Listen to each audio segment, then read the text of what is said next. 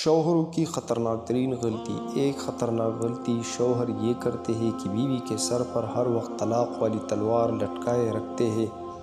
ذرا سی کوئی بات ہوئی، میں تمہیں پیسہ لا دے دوں گا، میں تمہیں گھر پہنچا دوں گا، میں تمہیں چھوڑ دوں گا، تم کیا سمجھتی ہو مجھے کئی رشتے ملتے ہیں۔ یاد رکھنا، جس شوہر نے بیوی کے سر پر طلاق والی تلوار لٹکائی دی، اب اس بیوی کو کبھی سکون نہیں مل سکتا۔ شوہر تو ایک دفعہ کہہ کر چلا گیا کہ میں تمہیں طلاق دے دوں گا، لیکن کوئی نہیں سوچتا کہ بیوی کے ذہن کے اندر کیا طوفان مچ گیا۔ اس کو تو اپنی ذات بے سہارا نظر آنے لگی۔ اب وہ بیٹھ کر سوچتی رہتی ہے کہ اگر یہ بندہ مجھے چھوڑ ہی دے گا تو میرا بنے گا کیا، کیونکہ اب اس کو احساس تحفظ نہیں رہا۔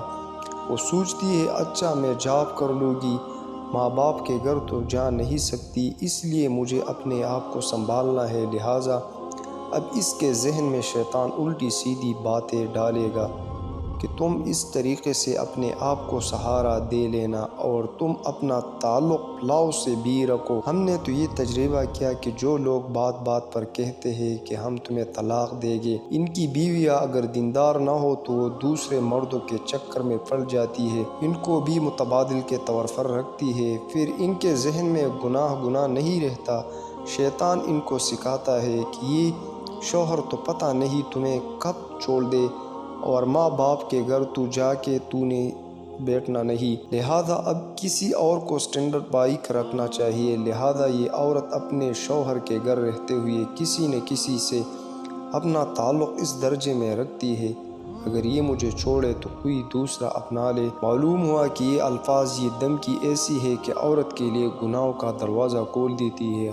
شوہر کو عقل کے ناخن لینا چاہیے اور یہ الفاظ ان کو قطعاً استعمال نہیں کرنے چاہیے۔ جب بیوی بنا کر اپنا لیا تو اب زندگی گزارنے کے سودے ہیں۔ جب تمہیں اسے تسلی دو گے اور مطمئن کرو گے تو تمہارا گھر آباد کرے گی۔ یہ کتنی بے وقوفی کی بات ہے کہ چھوٹی چھوٹی باتوں میں اس کو کہتے ہیں کہ میں تمہیں طلاق دے دوں گا، میں تمہیں گھر پہنچاؤں گا، ہاں میں تمہیں ماں باپ کے گھر بھیج دوں گا۔ اس سے یہ ہوتا ہے کہ عورت کے ذہن میں انجانا سا خوف رہتا ہے، لہٰذا وہ شوہر کے ساتھ کبھی وفادار نہیں رہتی۔ شوہر نہیں سمجھتا کہ طلاق کا لفظ عورت کے لیے بجلی کی طرح ہوتا ہے، لہٰذا اس الفاظ کو کبھی بھی استعمال نہیں کرنے چاہیے۔